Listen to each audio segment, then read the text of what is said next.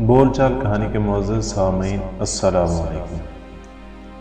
ایک اور نئی ویڈیو کے ساتھ ہم آپ کی خدمت میں حاضر ہیں۔ امید ہے آپ کو یہ ویڈیو پسند آئے گی۔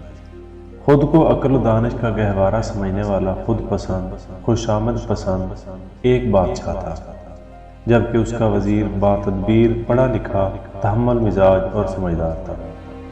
ایک دن چھری کانٹے کے ساتھ پھل کھاتے ہوئے بادشاہ سلامت کی انگلی زخمی ہو گئی۔ دلیر بادشاہ سلامت اپنا خون بہتا ہوا دیکھ کر پریشان ہو گیا۔ وزیر نے کہا، ذل الہی، فکر کی کوئی بات نہیں، اس میں بھی اللہ تعالیٰ کی کوئی نہ کوئی حکمت پوشیدہ ہوگی۔ نازک مزاج بادشاہ سلامت چلا اٹھے، میری انگلی کٹ گئی ہے اور اسے اس میں کوئی بہتری نظر آ رہی ہے۔ دروغہ، اسے جیل میں ڈال دو۔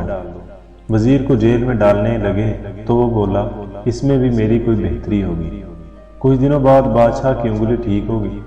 وزیر ابھی تک جیل میں ہی تھا۔ بادشاہ سلامت ایک دن اکیلے ہی جنگل کی طرف نکل گئے۔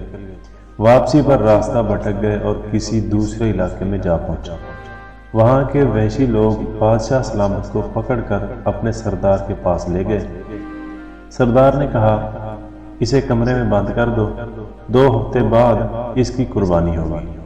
مقررہ دن بادشاہ سلامت کو جب قربانی کے لیے چبوترے کی طرف لے گئے تو ان کے مذہبی پروہت کی نظر اس کی انگلی پر پڑی، جہاں سے اسے کٹ کا نشان نظر آیا۔ اس نے جنگلیوں کے سردار کو مخاطب کر کے کہا، سردار، اس کی قربانی نہیں ہو سکتی کیونکہ یہ داغی ہے۔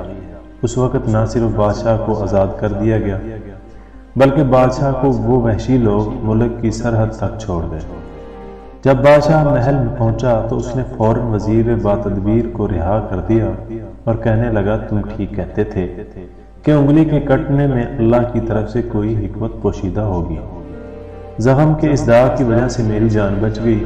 وزیر بولا، بادشاہ سلامت، آپ کی تو جان بچ گئی، انگلی کٹنے سے میری جان بھی بچ گئی۔